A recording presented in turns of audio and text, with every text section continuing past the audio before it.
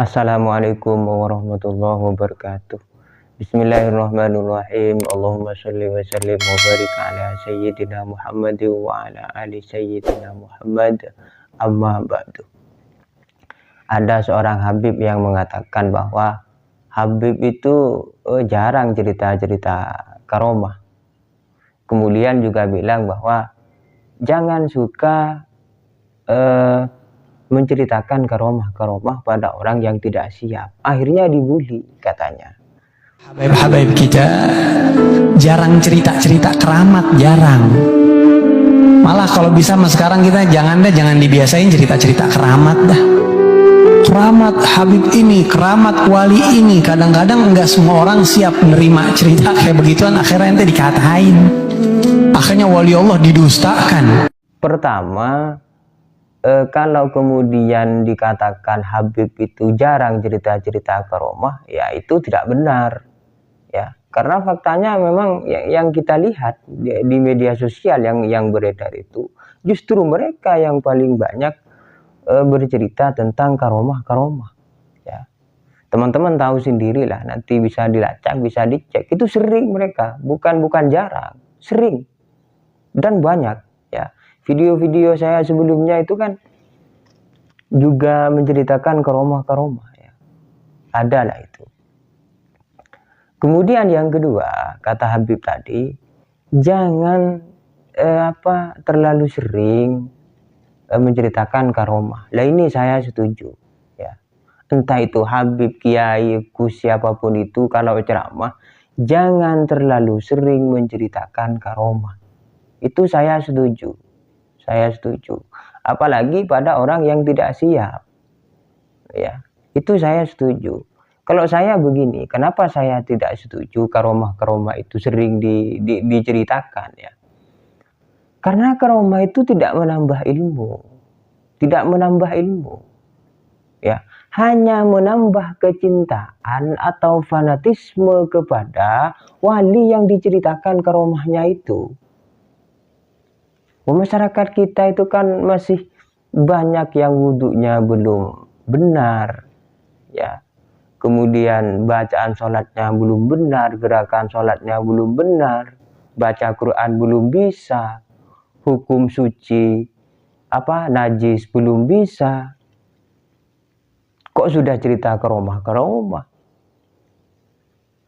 Jadi menurut saya karomah itu, siapapun yang menceritakan karomah siapapun itu nggak terlalu penting. Bahkan nggak penting, jangan sering-sering lah menceritakan karomah itu. Karena tadi tidak akan menambah ilmu, ya. Hanya menambah kecintaan atau fanatisme kepada wali yang diceritakan karomahnya itu. Ya buat apa kalau tidak menambah ilmu? Ya, umat itu saat ini itu butuh hukum-hukum dasar itu loh. Itu saja yang disampaikan. Yang saya lihat itu kan kalau penceramah sekarang itu kan isinya itu yang pertama itu adalah ngelawak, ya. Ngelawak itu banyak. Kemudian yang kedua, ya cerita karomah gurunya, karomah leluhurnya. Itu kan begitu. Ilmunya itu sedikit sekali yang disampaikan. Paling ya 5%. Itu pun ketutup dengan lawakan dan cerita-cerita karomah itu.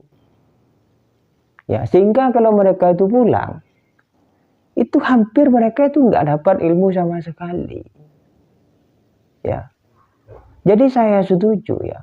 Kalau ceramah itu isinya itu dikurang-kurangi. Kalau perlu nggak usah cerita-cerita karomah itu nggak usah.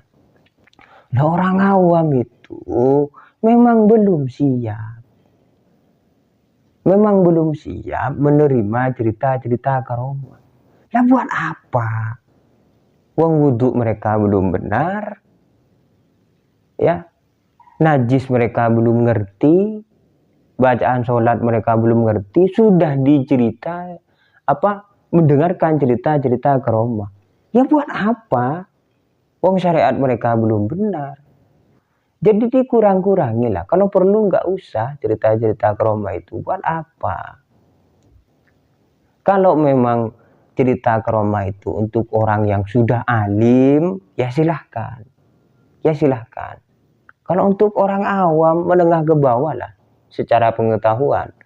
Nggak usah, nggak perlu. Nggak perlu.